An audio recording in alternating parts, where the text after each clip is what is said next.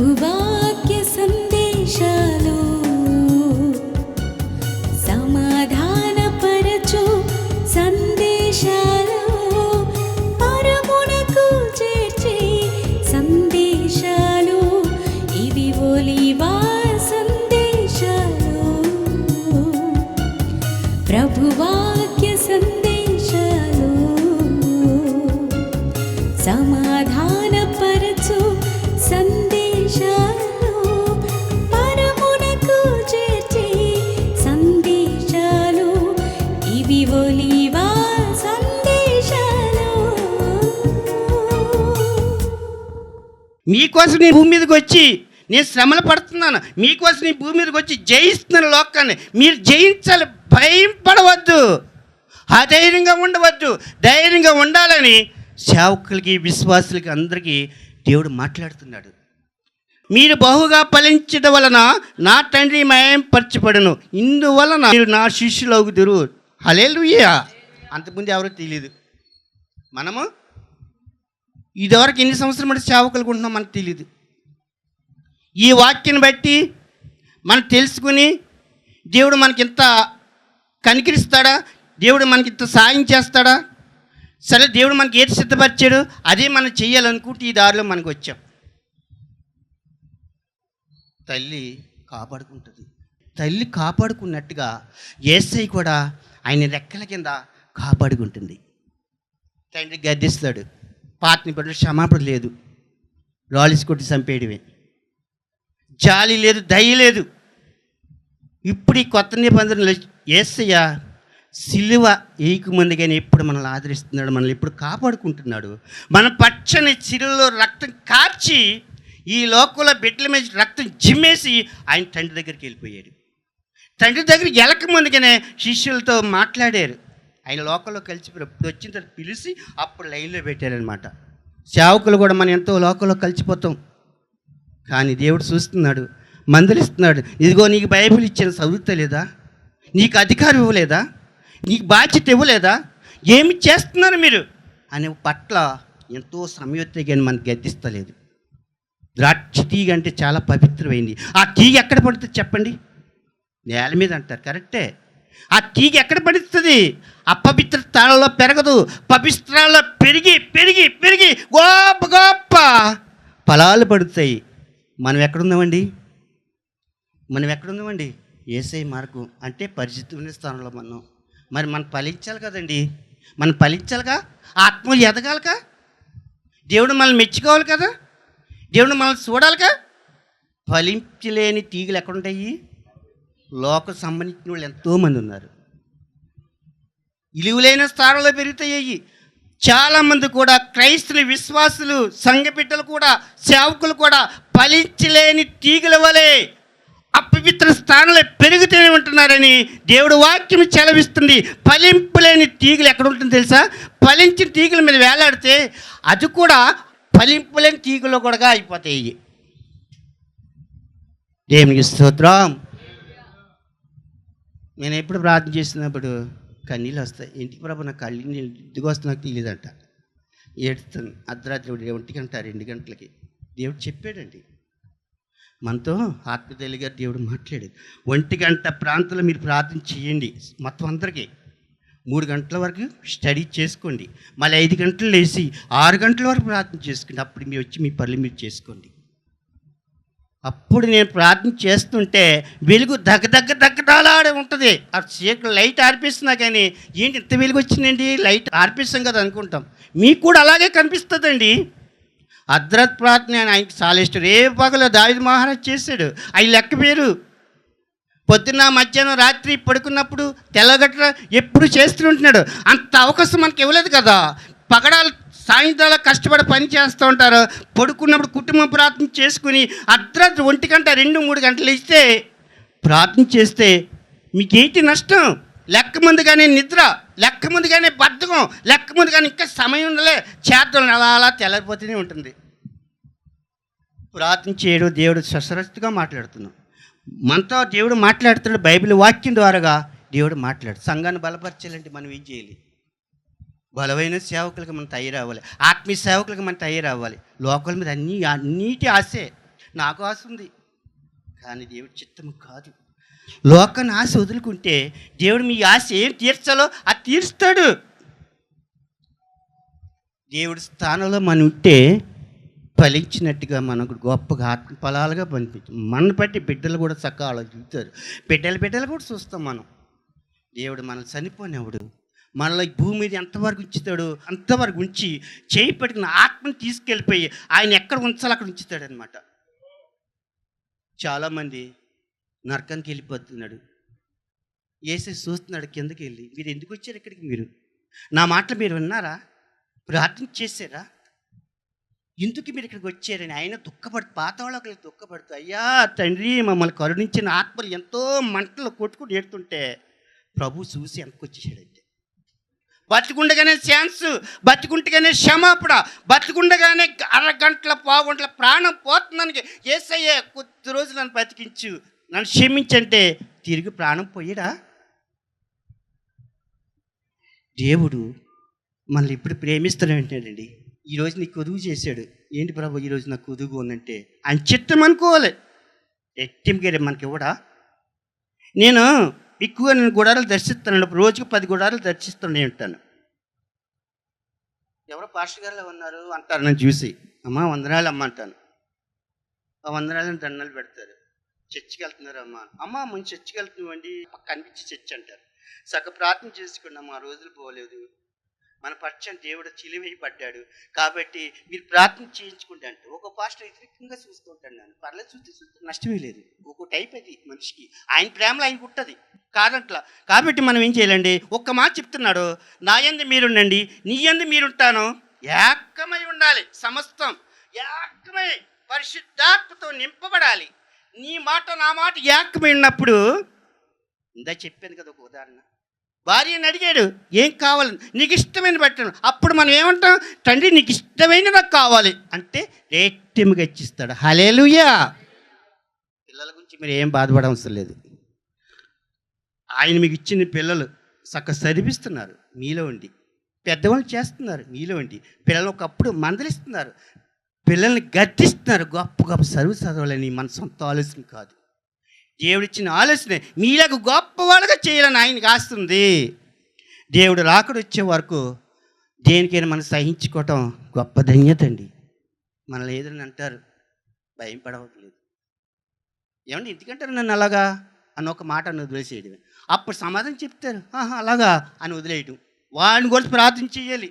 ప్రభు మధ్యలో ఎవడు ఏదో అన్నాడు కానీ నేను పట్టించుకోలేదు, అతను మంచివాడిగా చేయని ప్రభు, శత్రువుల గురించి ప్రార్థన చేయమని వాక్యం చదివిస్తున్నాడు శిష్యులతో మాట్లాడినట్టు.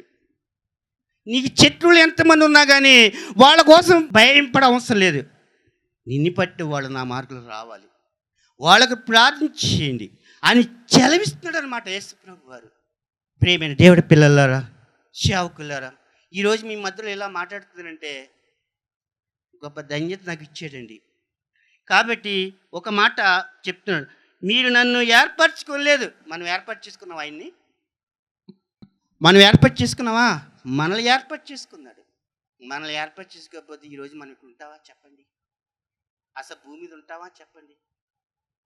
తల్లి ఎంతలో ఆదరిస్తున్నారు, అలాగే మనకి ఎన్నో దెబ్బలు వస్తున్నాయి, మనకి ఎన్నో బాధలు వస్తున్నాయి, కానీ మనకు కనపడినవాడు. ఎంతోమంది శత్రులు కూడా వెంటపడుతున్నారు, దేవుడు మనకు కనపడినవాడు. మనల్ని కొట్టాలని సిద్ధపడుతున్నాడు, కానీ దేవుడు మనల్ని కనపడినవాడు. కొట్టినా కానీ తగలదు. మా చిన్నప్పుడు 1974 సంవత్సరంలో నేను 5వ చదువుతుంది మా అక్క, నేను 4 చదువుతున్నాను. మా నాన్నగారు ఎప్పుడు మమ్మల్ని కొట్టేస్తుంటే, సాగు దెబ్బలు కొడుతుంటే మా అమ్మగారు వచ్చి ఇలాగ అడ్డమైపోయి ఆవిడ దెబ్బలు తింది. తండ్రి గారు యేసయ్య కూడా మనల్ని అలా కాపాడుకుంటున్నాడండి. 40 సంవత్సరాల వయసు మా నాన్నగారికి, 80వ సంవత్సరంలో చనిపోయాడు. మా అమ్మగారు మొన్నే సంవత్సరాలు కూడా అలా. ఆవిడ ఎంత పెద్ద ఆవిడ, ఎంత సువార్త ప్రకటించింది, ఇన్ని ఆత్మలు తీసుకెళ్ళింది. ఆ తల్లి ఎక్కడుందో ఇప్పుడు కనపడదలా. ఒక్కసారి మా అమ్మని చూపించాం అంటే చూపించాడు. నీకేం సంబంధం, తీసుకెళ్ళిపోయింది కదా, నీకేం అవసరం లేదు అంటాడు. దాన్ని బట్టి మనకి ఏంటంటే మనము కూడా ఈ భూమి మీద ఉన్నంత వరకు కొద్ది రోజుల మీద ఉంటాం. నల్లగల బాగా కష్టపడాలి, బాధలు అనిపించినా కానీ తండ్రి మీకు ఏమని జరగకుండా మీ పచ్చని జయించి మీరు కూడా జయించమంటున్నాడు తండ్రి గారు. జయించడం శ్రమలు ఏం నష్టం లేదు. మనం శ్రమ పడి కూడా ఆరోగ్యం బాగుంటేనే ఉంటుంది. బీపీ ఉన్నా షుగర్ ఉన్నా ఏమున్నా మనకు హాని జరగదు. నేను ఈ పచ్చని ఉండగా మరొక నీకు శత్రువులు ఎవరని వేసి చెప్తున్నాడు వాక్యం ద్వారాగా. శత్రువు అంటే మనుషులు కాదు, రోగాలు, బీపీ రోగము, షుగర్ రోగము, అర్థం తెలియని రోగాలు, ఏ డాక్టర్ కూడా మనిషిని కూడా బాగు చేయలేని రోగాలు ఎన్నో ఉంటాయి, రహస్యమైన రోగాలు ఉంటాయి. కానీ తండ్రికి తెలుసు, తండ్రి మనల్ని పట్టుకున్నాడు, చక్కగా నడిపిస్తూనే ఉంటున్నాడు మనల్ని అందరినీ చక్కగా భూమి మీద. టైంకి భోజనం చేస్తున్నాం, దేవుని వర్తమానంలో టీవీలో చూస్తున్నాం, అమ్మగారు పట్టుకొచ్చి మీ టీవీని అందిస్తున్నాడు. ఆయన కృపే. చక్క మీరు బయటికి వెళ్ళి సంఘబిడ్డల దగ్గరికి వెళ్ళి ప్రార్థన చేస్తున్నారు. ఆదివారం చర్చి నడుస్తుందంటే వాక్యం బోధిస్తున్నారు. అది మన సొంత ఆలోచన. టైం అయింది, వెళ్ళు నీ బలిపెట్టి వెక్కు మాట్లాడదాలి అని కంగారు పెడతాను. మనసుని ఎలా కంగారు, అయ్యో టైం అయిపోయింది, వాళ్ళు వచ్చేసారు, ఎక్కాలి బలిపెట్టి ఒకళ్ళు వాక్యం చెప్పాలి అని మనసులో మనం అనుకుంటాం. కానీ ఆయన పెట్టిన బెదిరింపు అది. వాక్యం అని మాటలు కదండి, వాక్యం చేయండి. బైబిల్ పక్క పెట్టేస్తారు, పనికిరాని పుస్తకాలు చూసుకుంటారు, డబ్బులు లెక్క పెట్టుకుంటారు. ఎంతమంది చూస్తలేదండి. రెవరెండ్ భాషలో బిషపులు, జోషపులు, గొప్ప గొప్ప గొప్ప వేష్టలు కూడా ఈ సరైన బైబిల్ ఒకటే. పెద్ద పెద్ద చదువుల వల్ల రెవరెండ్ అంటారు, బైబిల్ ఒకటే. నేను చెప్పిన వాక్యము, మీరు చెప్పిన వాక్యము, దేవుడు ఒక చెప్పిన మాట ఒకటే. కాదు పేరుని పెట్టి సంఘాలు పెట్టి పెద్ద పెద్ద పాస్టర్లు అంటారు. నీకు ఎన్ని సంఘాలు ఇచ్చారు, దాన్ని కూడా మనం లెక్కప్పు చెప్పాలని దేవుడు సెలవిస్తున్నాడు. ఒక పేదవాళ్ళ గుమ్మలోకి వచ్చారనుకోండి, దేవుడు మీరు ప్రేమ ఉంటే మనం సహకరిస్తాం. మనసు అప్పలేదనుకోండి, దేవుడి చిత్తం కాదు.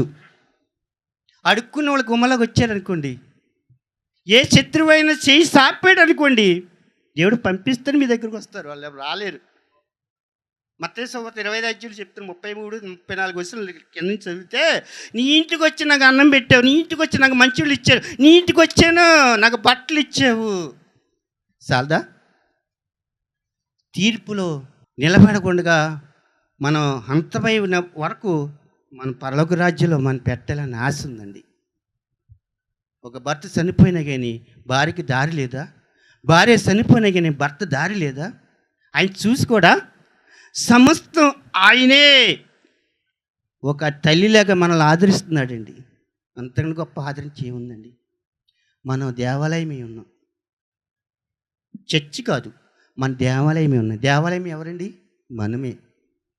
1 కొరింథీయులకు రాసిన పత్రిక 3:16-17 వరకు, మీరు దేవుని ఆలయమై ఉన్నారని, దేవుని ఆత్మ మీలో నివసిస్తున్నాడని మీరు ఎరగరా? ఎవడైనాను దేవుని ఆలయమును పాడు చేసిన ఎడల దేవుడు వారిని పాడు చేయును. దేవుని ఆలయము పరిశుద్ధమై ఉన్నది. మీరు దేవుని ఆలయమై ఉన్నారు. మన దేవుని ఆలయమై ఉన్నాం. వాక్యము పౌలు గారు ఆత్మ వచ్చి మాట్లాడుతుందండి. పౌలు గారు రాయలేరండి వాక్యం, రాశారా? నిజమేనా? పౌలు ఆత్మ ఉంటేనే, శిష్యులు ఆత్మ ఉంటేనే, పాత్రికులు ప్రవక్తలు ఉంటేనే ఆత్మ బైబిల్ గ్రంథం మన కోసం రాయబడింది. ఇది మనం దేవుని ఆలయమై ఉన్నాం. ఆలయం అంటే అవయవాలని తయారు చేసుకున్నాడు. ఆదికాండంలో ఆదము అవ్వని ఎలా తయారు చేసుకుని మట్టి బొమ్మగా చేసుకుని జీవ ఆత్మ ఊదగా నరుడు ఆత్మ అయ్యాడు. ఆత్మ ఆయనలోకి వెళ్ళిపోయింది. అది ఒక ఆలయము. ఒక స్త్రీ చేయాలి, పక్క ఎముకలో నుంచి ఒక బొమ్మను చేశాడు, చెక్కాడు, వడ్రంగి పని చేసినట్టుగా. ఆవిడ కూడా బొమ్మను ఏం చేశాడు? జీవ ఆత్మ ఊదాడు. ఇద్దరు ఏకమై సమాధానంగా ఉన్నారు. అపవాది కూడా ఊరుకుంటాడా? ఇవన్నీ మీరు తినండి, 3 అధ్యాయంలోని ఆదికాండంలో అన్నీ మీరు తినండి, సమస్తం మీదే అన్నాడు. అప్పుడు తండ్రి ఎదురుబోదుగా కనపడుతున్నారు, మాట్లాడుకుంటున్నారు. నిశ్చయంగా చేస్తారు అని చెప్పాడు దేవుడు.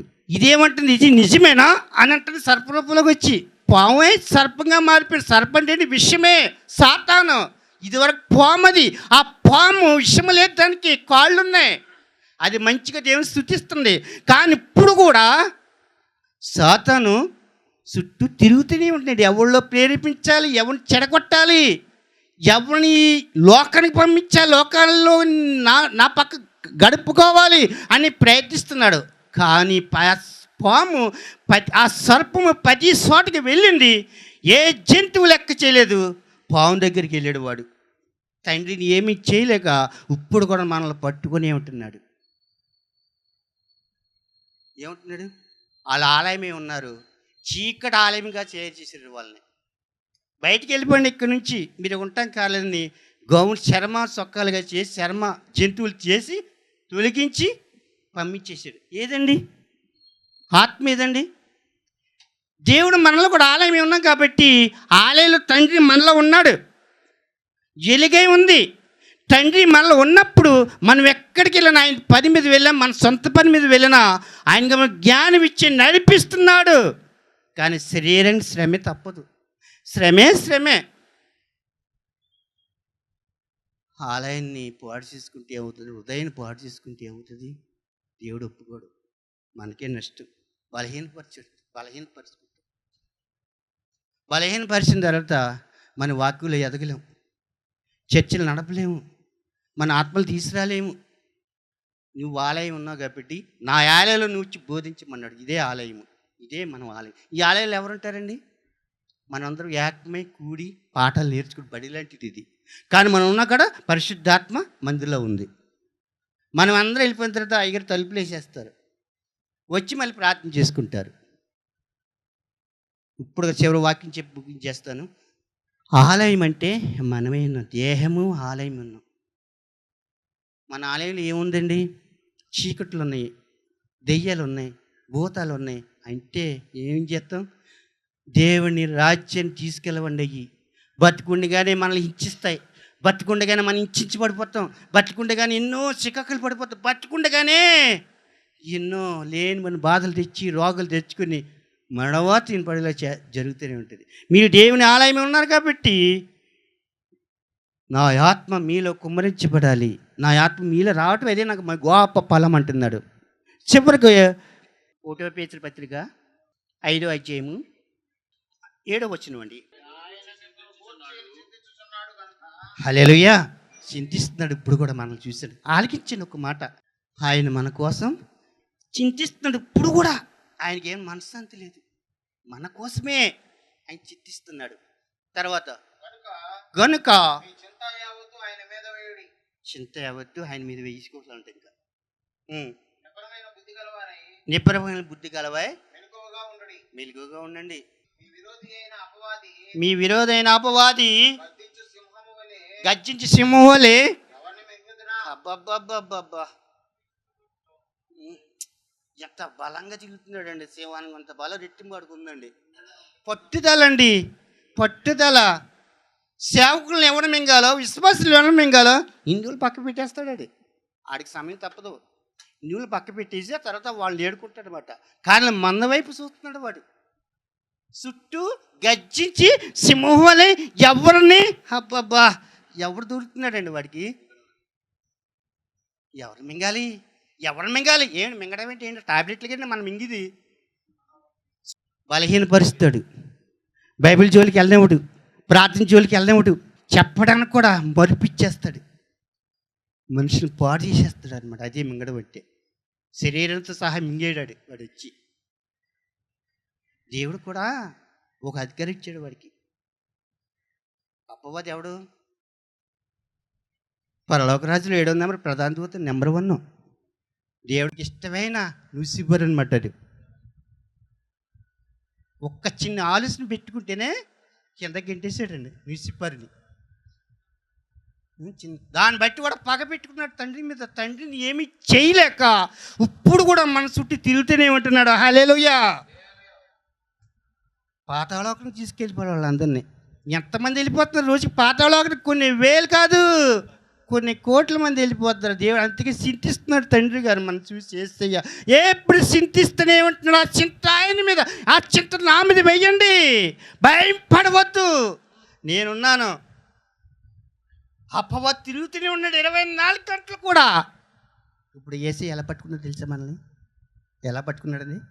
చేయి పట్టుకోవడమే కాదు, ఒక తల్లిని చంటి పెట్టని 3 సంవత్సరాలు పెట్టని, 2 సంవత్సరాలు పెట్టని, 1 సంవత్సరం పెట్టింది, గుండెల మీద ఇలా పక్క పడుకుని ఎలాగా కౌగులించుకుని ఎలా పెట్టుకుని పసి పెట్టింది ముద్దుగా చూసుకుంటుందో మనలో కూడా ఇప్పుడు అలాగే చూసుకుంటూనే ఉంటున్నాడు. హల్లెలూయా!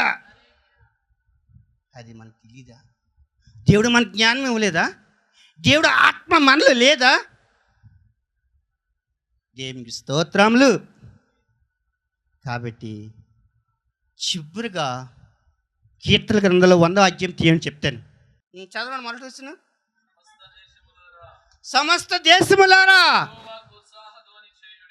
యెహోవా ఉత్సాహం చేయండి. ఎవరితో చెప్తున్నాడు తండ్రి గారు? ఎవరైనా యెహోవా, పరిశుద్ధాత్మ, యెహోవా. అబ్బాబ్బాబ్బా, ఎంత హ్యాపీ అండి, ఎంత సంతోషం అండి. ఉత్సాహగానం చేయండి, ధైర్యంగా ఉండండి. సంతోషంగా యెహోవాని సంతోషము, అంతకంటే గొప్ప భాగ్యము సంతోషం ఉందా? డబ్బు వల్ల ఉందా సంతోషము? ఆస్తులు అపార్ట్మెంట్లో వాళ్ళు ఉందా? దీనివల్ల సంతోషం ఉంది. యెహోవా వల్ల సంతోషము చేయించండి అన్నాడు. ఉత్సాహగానము చేసు ఆయన సన్నిధికి. ఎవరితో చెప్తున్నాడండి? ఆయన సన్నిధికి రమ్మంటున్నాడు. ఎవరితో చెప్తాడు? సమస్తం చుట్టూ దేశము, ఆయన పుట్టించిన దేశము, ఆయన తయారు చేసిన దేశము, ఆయన సోదరులో పెట్టుకున్న దేశము, ఆయనకు ఒక పంట. ఉత్సవాసం ధ్వని చేయండి. తర్వాత యెహోవాయే దేవుడని తెలుసుకునండి. మనకు బాధ్యత ఇస్తున్నాడండి ఈ వాక్యం ద్వారాగా. ఆయన మనల్ని చేసిన, మనల్ని పుట్టించాను. మనం ఆయన వారము గొర్రెలుగా పోల్చాడు. ఓ పట్ల ద్రాక్ష తీగ వలిగా పోల్చాడు. ఓ పట్ల ఆకాశ పక్షుల కంటే శ్రేష్ఠులు కాదని పోల్చాడు. ఇంకెన్నో మంచి మంచి పవిత్రగా బంగారంగా పోల్చాడు మనల్ని. చూడండి, మీరు ధైర్యంగా ఇచ్చాను కదా, నా ఆత్మ మీలో ఉంది కాబట్టి ప్రతి వీధికి వెళ్ళిన బైబిల్ పట్టుకుని వెళ్ళి సువార్త బోధించండి. ఆయన మనకి దేవుడు, ఆయనే మనల్ని పుట్టించాడు. మన గొర్రె పిల్లలు లాంటి వాళ్ళు. గొర్రె పిల్ల ఎంత చక్కగా నడుతుందండి. గొర్రె పిల్ల అంటే ఎంత పవిత్రమైందండి. గొర్రె పిల్ల అంటే దాన్ని ఎన్ని దెబ్బలు కొట్టి మే అనుకుంటూ కింద తలగి పెట్టుకుని వెళ్ళిపోతుందండి. అదే మేకను కొట్టండి, అమ్మో పారిపోవలసి వస్తుంది. 2 కాళ్ళు ఎత్తి చూపిస్తారే రారా అంటారు, అంతకు ఏముందో అటు పారిపోవలసిందే. మేకకి గొర్రెకి ఎంత తేడా ఉంది? గొర్రె పిల్ల దేవుడి స్వాధీనంలో ఉన్నది. అది మనం కూడా దేవుడు ముఖం చూసి ఊరు పెట్టుకోవాలి. చర్చిలోకి వెళ్ళినా, ఇంటికి వెళ్ళినా ప్రార్థన చేయాలి. మనల్ని బట్టి వాళ్ళు మారాలి. అప్పుడు తగిన బహుమతి మనకి ఇస్తాడు. ఉచ్ఛ్వాసం ధ్వని చేయండి. మీకు అధికారం ఇచ్చాను నేను ఈ లోకానికి. బైబిల్ గ్రంథం అధికారం నీకు ఇచ్చాను నేను. లెక్క అప్పు చెప్పాలి మీరు. ముందు ఏమి చేశారు మీరు? ఈ వాక్యం మీరు ఏం చేశారు? ఈ వాక్యం ప్రకారం జీవిస్తున్నారని లెక్క చెప్పి రోజులు అక్కడ వచ్చిన తర్వాత వస్తాయి. రాకడ ఎందుకు లేట్ అవుతుందండి? తండ్రి పంపిస్తున్నాడు కుమారునికి జాలి పడుతున్నాడు. అయ్యా కొద్ది రోజులు ఆగండి తండ్రి గారు, కొద్ది ఆగండి. ఇంకా మతస్థులుగా మన మార్గానికి వస్తున్నారు. అంజూరు చెట్టుని ఎలా రచించాడు తోటమాలి, నరికివేయమన్నాడు. అంజూరు చెట్టు ఎటువంటిదండి? లోకసువార్తల కోసం ఉంది దేంట్లో కానీ. అంజూరు చెట్టు ఎటువంటిదండి? చాలా భయంకరంగా పవిత్రగా ఎదిగినట్టుగా ఎదిగింది, కానీ ఫలము లేదు. ఎన్నో సంవత్సరం అటు చూస్తున్నాడు. అలాగే అంజూరు చెట్లు లాంటి వాళ్ళు ఎంతోమంది మరి సేవకులు ఉన్నారు. అంజూరు చెట్లు లాంటి వాళ్ళు ఎంతోమంది విశ్వాసులు ఉన్నారు. కోపం పడకండి. ఏది నా ఆత్మ ఏది, ఏది నా ఫలం ఏది అడిగినప్పుడు యేసుప్రభు వారితో మాట్లాడుతున్నాడు. భూమి వ్యర్థమే, దీన్ని బట్టి పవిత్ర ద్రాక్ష తీగలకి అడ్డబండగా ఉంటుంది, దీన్ని తీసమేమని చెప్పినప్పుడు తోటమాలి అధికారం ఇచ్చాడు. అయ్యా కొద్ది రోజులు ఆగండి, అది దాని సగం నేను చూసుకుంటాను. దేవుడు ఇప్పుడు కూడా మనం క్షమిస్తే ఉన్నట్టుగా క్షమిస్తారేమంటున్నాడు. కాబట్టి మనం కూడా దేవుని యొక్క భయము మనలో ఉండాలి. భయం అంటే బాగా పిరిగ్గా ఉండకూడదు. దేవుడు ఎప్పుడు మనల్ని చూస్తూ ఉంటున్నాడు. దేవుడు ఎప్పుడు మనల్ని పట్టుకుని ఉంటున్నాడు. మనం ఏది చేస్తున్నామో ఇప్పుడు కన్ని రెప్పతో చూస్తున్నాడు. ఒకప్పుడు అన్నాడు దేవుడు, కన్ని వేసి చిన్న యొక్క నేను చూస్తూనే ఉంటున్నానని చెప్పాడు దేవుడు. మిమ్మల్ని చూడలేదా? అలాగే అందరినీ చూస్తున్నాడు. మనల్ని అందరికి మేపు గొర్రెల వలగా మనల్ని నిలబెట్టుకుంటున్నాడు. మిమ్మల్ని బట్టి కుటుంబం అంటే ఒక సంఘం అంటే పవిత్రమైన వెలుగు లాంటిది. శిరస్సై ఉన్నాడు. బాధ్యత మనకి ఇచ్చినప్పుడు సంఘానికి ఒక ఆత్మగా నిలబెట్టకపోతే దేవుడు మనల్ని అడుగుతూనే ఉంటాడు. ఈ వాక్యం దేవుడు మనల్ని ఆశీర్వదించిన గాక. ఆమేన్. పరిశుద్ధుడైన మా తండ్రి, వందనాలు ప్రభు. ఈరోజు నాన్న నీ పాస్టర్స్ ప్రభు ఎదురుగా, నీ సేవకులకి ఎదురుగా మాట్లాడటానికి అయ్యగారిలో పిలిచి చెప్పారు ప్రభు. నేను అడిగాను, నేను చెప్పగలను అయ్యగారు, నాకు సరిగ్గా రాదు కదంటే, నువ్వు చెప్పు, భయం పడదు, నిలబడని ప్రార్థన చేశారు కదా ప్రభు. మరి నేనేం మాట్లాడానో నాకు తెలియదు ప్రభు. నేనేం మాట్లాడానో తెలీదు. కొంచెం పొరపాట్లు ఏమైనా ఉంటే క్షమించి ఈ వాక్యము జ్ఞానము ఇంకా నన్ను బలపరచండి. వచ్చిన సేవకులు కూడా బలమైన సేవకులు మీరు వాడుకోండి. లోకాన్ని జయించినట్టుగా వారు కూడా ఎంతో జయించాలి, సహించుకోవాలి ప్రభు. దేవాలయంగా మమ్మల్ని చేసుకున్నావు తండ్రి. నీ ఆత్మ మాలో నింపుతున్నావు తండ్రి. మీరు మాలో ఉండి నాయన నడిపించుకుంటున్నారు తండ్రి. అయ్యగారులు వచ్చారు, అమ్మగారులు వచ్చారు ప్రభు. దీవించి ఆశలతో పాటు ఎవరింటి గారు పంపించండి ప్రభు. మళ్ళీ నీ చిత్తమైతే మళ్ళీ ప్రభువా మొదటి సంవత్సరం మేమందరం కలాలి ప్రభువా. ఇదిగో 4వ సంవత్సరం ప్రభువా. ఇదిగో నాయనా మొదటి నుంచి మళ్ళీ మేము దొరబడ్డామంటే నీ కృపేనైనా ప్రభువా. వందనాలు తండ్రి. మేమందరూ బలపరచాలని, మమ్మల్ని అందరూ కాపాడుకోవాలని తల్లి ప్రేమించినట్టుగా మమ్మల్ని ఎప్పుడు ప్రేమిస్తూనే ఉంటున్నావు తండ్రి. ప్రభువా మమ్మల్ని ప్రేమిస్తూనే ఉంటున్నావు తండ్రి. మేమైతే ప్రభువా ఈ లోకంలో ప్రభువా ఏం జీవిస్తున్నామో మాకు తెలియదు ప్రభువా. మీకు తెలుసు, మీరు మమ్మల్ని చూస్తున్నారు తండ్రి. మిమ్మల్ని ప్రేమించడానికి బలహీనులైపోతున్నాం తండ్రి. ఎప్పుడు వాక్యం ద్వారాగా నీ బైబిల్ వాక్యమే మాకు ఎప్పుడు బుద్ధి చెప్తూనే ఉంటున్నావు, గద్దిస్తున్నావు తండ్రి. నాయన మమ్మల్ని మందలిస్తున్నావు తండ్రి, ఆదరిస్తున్నావు తండ్రి. ముఖ్యంగా మీరు నరకానికి వెళ్ళటం నాకు ఇష్టం కాదు. వెళ్ళవద్దు, కాలిపోతారు. మీకు ఎవరు లేరా కింద, అక్కడ నేనున్నాను పైన, మీకు భూమి మీద ఉన్నంత వరకు. నరకానికి వెళ్ళక ముందుగానే నా ఫలము నీలో రావాలి, నా పవిత్ర ఆత్మ నీలో రావాలని ప్రభువా చక్కగా నీ సేవకులతో మీరు మాట్లాడారు తండ్రి. వందనాలు తండ్రి నాయన, వందనాలు తండ్రి. స్తుతులు నాయన. నీ కృపే మాకు తోడుగా ఉన్నాయి గారు. నిలబడగానే మాట్లాడాలి ప్రభు చక్కగా తండ్రి. వందనాలు. నీ పాటి వాడిని ప్రభువా. ఈ లోకంలో పుట్టాను, పెరిగాను, నేను ఒంటరిగానే అయినా కానీ ప్రభువా నువ్వే నన్ను పట్టుకున్నావు, అదే చాలు ప్రభువా. ఆ తర్వాత నీ ఇష్టం నన్ను ఎలా నిలబడాలో నిలబెట్టుకున్న దేవుడు నువ్వే తండ్రి.